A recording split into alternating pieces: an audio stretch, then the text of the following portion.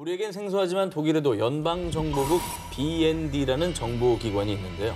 그런데 2014년 독일 당국은 BND의 말단 직원 마르쿠스 라이헤를 스파이 혐의로 체포.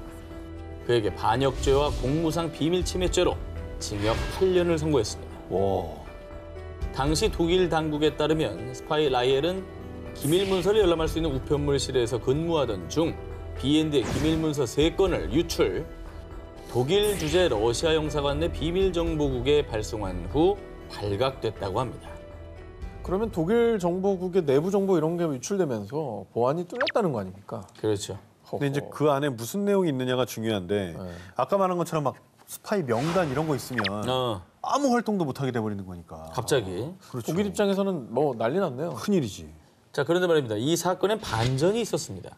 라이헬의 정체는 사실 미국 중앙정보국 CIA의 스파이. 오, 3달이에요? 3달이 그러면? 아니 아까 명단을 러시아에 했다고 그랬잖아요. 그러니까 미국의 스파이이기도 하고 러시아의 스파이이기도 하고 근데 공식적인 신문은 독일의 스파이고. CIA를 가리기 위해서. CIA 가리기 위해서 걸렸을 때 러시아 스파이다라고 얘기를 한 거네요. 러시아를 찍어놓고 일부러 그런 증거를 몇 번 좀 남겨놓은 다음에 실제 중요한 정보는 CIA에 넘겼을 수도. 나는 그냥 돈에 환장한 사람이 아닐까 싶은데요. 아, 돈에 환장했다. 네. 자, 이 독일 당국의 조사를 보니까요. 스파이 라이헬은 2008년부터 2014년까지 총 200여 건의 기밀 문서를 미국 CIA에 전달했습니다. 찐 정보는 CIA에 넘겼네. 아니 와 너무 세게 넘겼는데?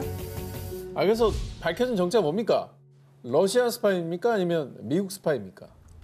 즉, 독일 정보 요원이자 CIA의 스파이면서 또 러시아의 스파이인 삼중 스파이였던 것이죠. 야 영화로도 본 적 없다. 와. 난 이유가 너무 궁금해 이제. 자, 그런데 더욱 황당한 건 그가 삼중 스파이가 된 이유입니다. BND에서는 아무도 날 믿지 않았지만 CIA는 날 인정하고 믿어줬어요. 순진하네. 그리고 난 좀 더 짜릿한 새로운 일을 하고 싶었다고요. 본인은 스릴 있는 스파이 영화 속 주인공이 됐다고 착각했는지 모르겠지만 당신은 당신의 조국에서 범죄자이자 배신자일 뿐입니다. 살인면허 스파이 19, 13일을 공개합니다. 21세기판 나를 사랑한 뭐뭐뭐. 이번 특종은요. 미국 대형 온라인 5 쇼핑몰 CEO를 비롯해 미국 정계 인사들이 한 여자를 너도 나도 사랑에 빠졌다고 믿었던 그리고 미국을 초토화시켰던 사건입니다. 아니 뭐 마릴린 먼로쯤 돼요? 누군데 이렇게 너도 나도 사랑에 빠져? 자, 과연 누구냐? 미국의 고위급 인사들을 홀린 그녀는 러시아의 스파이 마리나 부티나입니다. 부티나는 2013년 로비 단체인 RBA를 설립. 그녀는 이 단체에서 푸틴의 최측근인 전 러시아 중앙은행 부총재였던 알렉산더 토르신을 만나게 되고요. 2015년부터 그의 지령을 받고 스파이로 활동하게 됩니다. 자, 스파이로서 그녀가 받은 임무. 미 정계에 침투해 양국의 비밀 채널을 구축하라. 우선 정계 인사들을 연결해줄 거물급 정치인들에게 접근할 것. 이 임무를 위해 스파이 부티나가 첫 번째 타겟으로 정한 사람은요. 공화당의 정치 컨설턴트이자 미 공화당의 강력한 영향력을 행사할 수 있는 전미 총기협회 회장 폴 에릭슨. 막강한 사람이잖아요. 와. 부티나는 2016년 유학생 신분으로 미국에 입국. 에릭슨과 동거하며 미 정계 인사들과 친분을 쌓았고요. 그를 통해 점점 더 미국 정계에 손을 뻗쳤습니다. 급기야 대선 기간 중 당시 공화당 대선 후보였던 트럼프와 푸틴 대통령의 만남을 추진하기도 했는데요. 그리고 폴 에릭슨뿐 아니라 미 연방준비제도 이사, 재무부, CEO 등 수많은 정재계 인사들에게 접근. 영화에서나 나올 법한 미인계로 미 정계에 깊숙이 침투했습니다. 대단하다. 근데 옛날에 그 안나 체프가 있었잖아요. 미인계 스파이. 그거랑 좀 비슷한 생각도 드는데 그 수법이 또 먹히는 걸 보면 참 유용한 수법인가 보다 싶네요. 하지만 2018년 그녀를 예의주시하던 미 연방수사국 FBI에 의해 체포. 러시아 측은 모든 게 날조라며 그녀의 스파이 혐의를 부인했는데요. 그리고 스파이 부티나는 처음엔 무죄를 주장했지만 이후 수사에 적극 협조하는 대가로 감형을 약속받고 국가 전복 혐의를 인정했고요. 2019년 징역 18개월형을 마치고 러시아로 귀국. 근데 이 스파이들이 21세기에도 이렇게 버젓이 있다는 게 믿을 수가 없네요. 사실. 야, 이거 진짜 스파이 소설에나 나오네요. 얘기가. 얼마 전 일이에요, 얼마 전. 살인면허 스파이 19 12위 공개합니다. 스파이 누명 쓴 아내의 비극. 지난해 11월 25일 전 세계에 보도된 소식.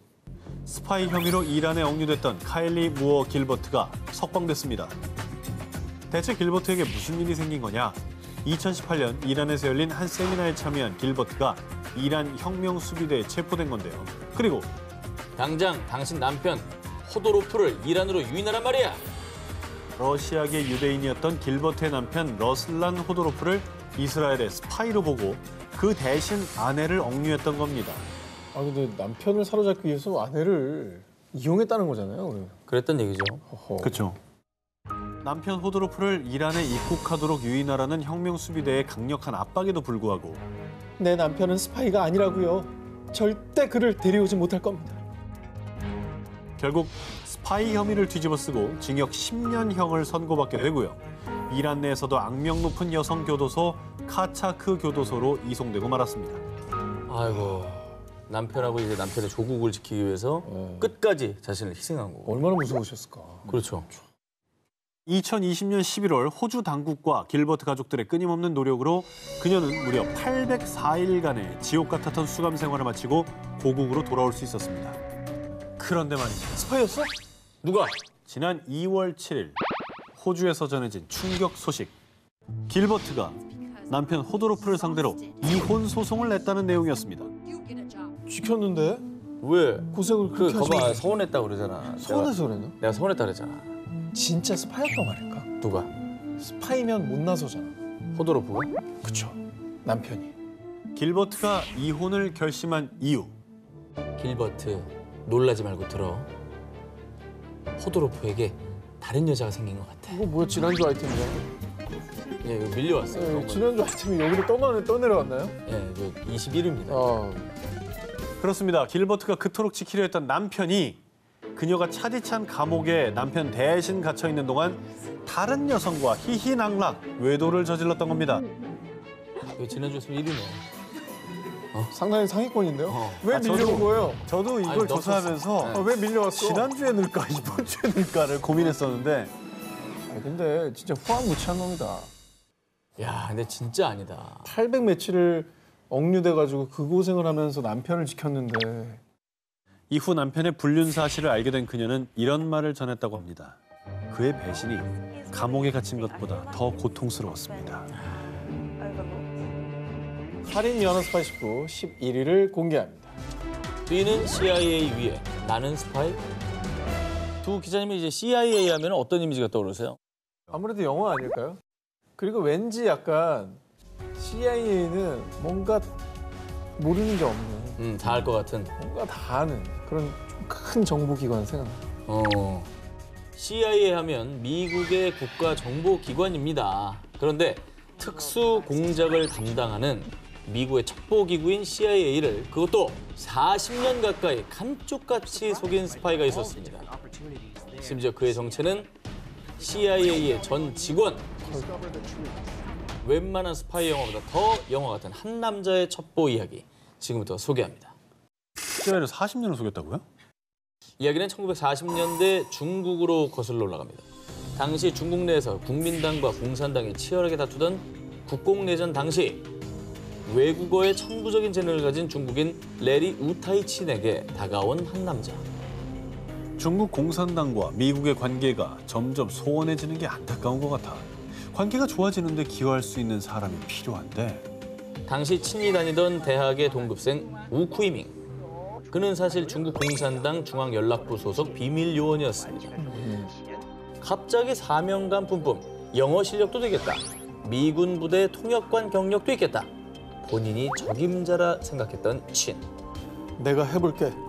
중국 공산당에 대한 미국의 오해를 불식시킬 수만 있다면. 그때부터 친의 스파이 활약이 시작되는데요. 먼저 미군 부대 통역관 경력을 내세워 1948년 샹하이 주재 미 총영사관에 취직. 미국의 방대한 정보를 중국으로 유출하기 시작합니다. 스파이인 줄 모르고 친을 신임했던 미국. 친은 더욱 깊숙이 미국의 심장부로 파고드는데요. 한국전쟁 기간에 미 육군 통역관으로 활동한 치는요. 포로로 잡힌 중공군의 신문을 통역할 때 고의로 오역, 미군이 중공군을 반격할 기회 등 주요 정보를 알 수 없도록 꾸몄고요. 그리고 드디어 1952년에는 CIA가 운영하는 해외방송 정보국에 침투. 그리고 1970년부터는 미국 내 본부에서는요. CIA가 첩보기로 중국 본토를 정찰하고 있습니다. 번역 업무를 맡았던 그는 CIA의 비밀 공작 정보를 술술술 중국 측에 유출했던 겁니다. 근데 이거는 신원조에 어떻게 했어도 안 나왔을 것 같긴 하다. 엄청 조사할 텐데 털어도 안 나왔다는 거는 진짜 완벽했나 보다. 자, 그의 활약은 이뿐이 아니었습니다. 1972년에는요. 리처드 닉슨 대통령 행정부가 추진하려던 대중정책 변화 내용까지 은밀히 중국 측에 넘겼습니다. 와, 남의 패를 다 알고 있게 해줬네. 하지만 이 사실을 몰랐던 미국은 친에게 공로 훈장까지 수여. 헐. 근데 이게 단계가 올라갈 때마다 신원조는 아마 했을 텐데 해도 그 사람 뭐 옛날에도 신원조 다 한 사람인데 뭐 이제 뭐 통과 이렇게. 1940년대 얘기니까 어디까지 가능할지는 좀 힘들죠, 사실. 중국의 무슨 학교들 옛날이니까. 하지만 꼬리가 길면 잡히는 건 스파이 세계의 불변의 진리? CIA가 드디어 그의 정체를 눈치챈 게 아니라 친을 포섭했던 공작관 후이밍이 1982년 미국의 망명에 자백하며 친의 스파이 행위가 밝혀졌고요. 조사 끝에 1986년 간첩죄 등의 혐의로 기소된 친은 형을 선고받기 전 스스로 생을 마감했습니다. 어머. 야. 살인매너 스파이 19 11공개입니다. 미 정계를 뒤흔든 유학생의 실체? 지난해 12월 미국 정계를 발칵 뒤집어 놓은 한 온라인 매체의 보도. 미국 정치인들 중국 미녀 스파이와 성관계. 그러니까 한두 명도 아니고 다수의 정치인과 연관이 돼 있어서 이게 일이 정말 커졌죠. 미국 정계를 쑥대밭으로 만든 중국 스파이의 정체. 그녀는 2010년대 초 캘리포니아의 한 주립대에 다니던 중국인 유학생 크리스틴 팡이었습니다. 해당 온라인 매체에 따르면 팡은 중국 정보기관 국가안전부 MSS 소속의 스파이였다고 합니다. 그녀는 캘리포니아주 내 정치인들과 가까워지기 위해서 대학 내 중국 학생연합회 회장으로 활동했고요. 심지어 아시아 태평양 섬 주민 미국 공보국이라는 단체까지 만들어 회장직을 겸임. 의원님, 논의드리고 싶은 게 있는데요. 그 덕분에 정치계 인사들과의 인맥을 조금씩 넓혀나갈 수 있었다고 합니다. 미국은 이제 로비이스트 단체를 만드는 게 합법이다 보니까 저런 단체면 정치인과 만날 수가 있죠. 의도적으로 접근한 게 딱 티가 나네요. 그죠? 그렇습니다. 그리고 그녀의 첩보 대상에는 당시 여당이었던 민주당 인사도 있었는데요. 그중 그녀가 접근했던 것으로 알려진 인물. 당시 최연소 하원 의원이었던 에릭 스왈웰이었습니다. 2014년 스왈웰의 재선운동 당시 팡은 스왈웰 캠프에서 선거 자금 모금을 적극적으로 도우며 선거운동에 깊숙이 개입했다고 하고요. 그 밖에도 인도계 출신 로카나 의원, 하와이주 하원 의원이었던 털시 게버드 등의 선거 기금 모금을 돕는 등 정치계 사교의 여왕으로 군림했던 겁니다. 게다가 지금까지 조사된 바에 따르면 중서부 도시 시장 2명과는 육체적 관계까지 맺은 것으로 전해졌습니다. 어떻게 보면 이제 미국은 철저히 지방으로부터 올라가잖아요, 인사들이. 그러니까 시장이 또 주지사로 올라가고 그렇죠. 의회 의원들도 되고 상원에 뭐 나아가서는 대통령 후보까지 되는 거니까. 그러니까 빅픽처를 본 거네. 밑에부터 다 큰 그림을 그렸네. 그러나 그녀의 첩보 활동은 그리 오래가지 못했습니다. FBI가 MSS 소속 장교를 조사하던 중 그가 평범한 유학생 팡과 따로 만나는 모습이 여러 차례 포착됐던 겁니다. 허허. 근데 이게 쉽게 이렇게 뚫리네. 공개된 게 이 정도지 더 많을 수도 있겠어요. 그죠? 뭐 여러 가지 관계를 맺은 사람이 더 많을 수도 있죠. 네. 자, 그런데 말이죠. FBI의 수사망이 좁혀오자 2015년 팡은 하루아침에 종적을 감추고 말았는데요. 과연 그녀는 어떠한 목적으로 미국 정치인들에게 접근했던 걸까요?